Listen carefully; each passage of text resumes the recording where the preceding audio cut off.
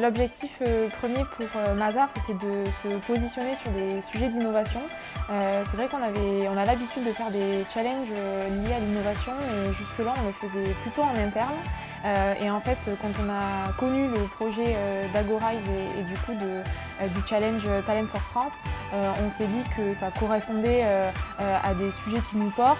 On avait envie aussi d'élargir notre cible étudiante, puisque forcément quand on reçoit des challenges en interne ou quand on est accompagné par Agorise pour les organiser, forcément ça prend une plus grande ampleur, donc c'était toucher beaucoup plus d'étudiants et renforcer aussi l'image de marque de Mazars et sa marque employeur en se positionnant sur des sujets innovants.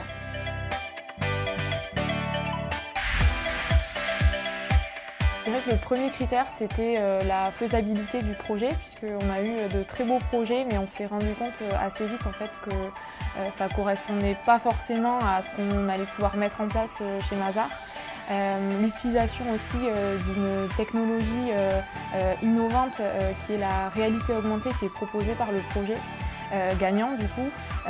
C'est vrai que c'est une technologie nous qu'on connaît et qu'on a déjà utilisée, donc ça faisait sens de sélectionner une équipe qui partage finalement notre vision.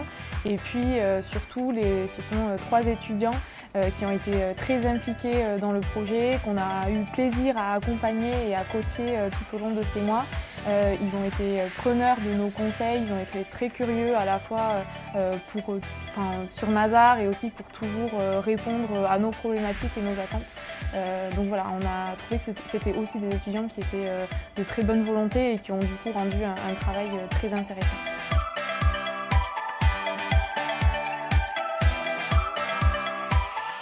Ce challenge, il est venu à nous directement dans nos classes d'école à l'ISG à Paris.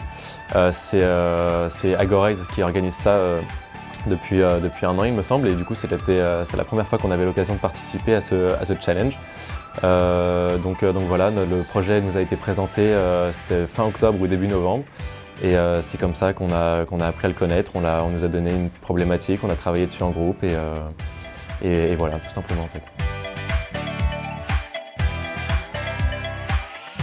Notre projet, c'était de gamifier et d'utiliser les nouvelles technologies comme la réalité augmentée pour faciliter le recrutement et la formation dans un cabinet d'audit ou de conseil tel que Mazars.